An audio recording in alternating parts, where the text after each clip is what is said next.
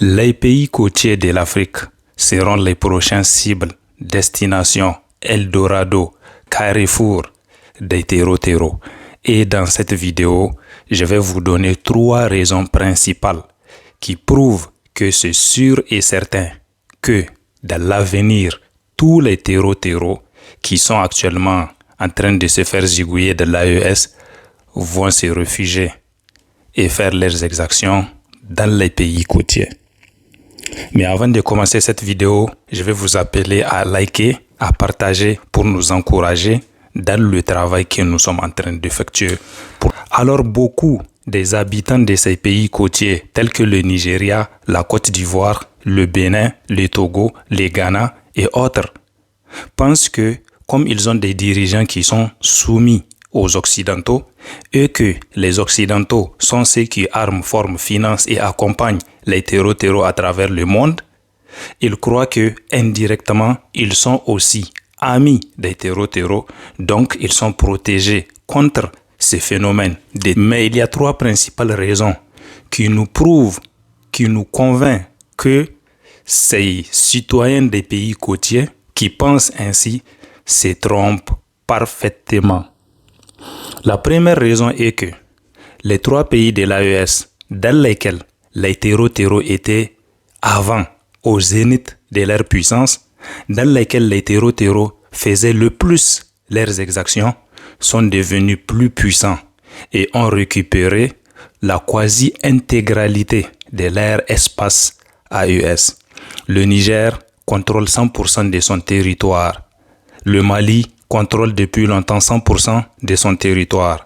Il n'y a que le Burkina Faso pour qui il ne reste que peut-être 20 à 18% parce qu'il a récupéré plus de 70% de son territoire.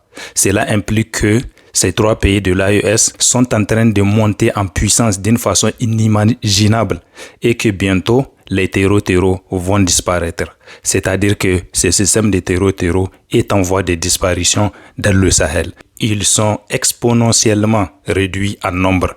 Bientôt, il y aura des difficultés pour recruter des terreaux qui accepteront d'aller dans l'espace AES. La deuxième raison est que un terreau n'a pas d'amis. Un terreau, c'est comme l'avait dit le général de Gaulle, que l'Hexagone n'a pas d'amis, l'Hexagone n'a que des intérêts. Un terreau aussi n'a pas d'amis. Du coup, tous les citoyens des pays côtiers qui croient que les terreaux sont leurs amis, sachez qu'un terreau n'a que des intérêts. Tout ce qu'ils font, c'est parce qu'on les paye de l'argent et c'est parce que cela permet à leurs sponsors et leurs chefs d'être plus riches et de maintenir leur entreprise et d'avoir leurs intérêts et même d'avoir plus d'intérêts que les gens peuvent le penser. Du coup, la deuxième raison, c'est que les terreaux n'auront jamais d'état d'âme face à quelque pays que ce soit.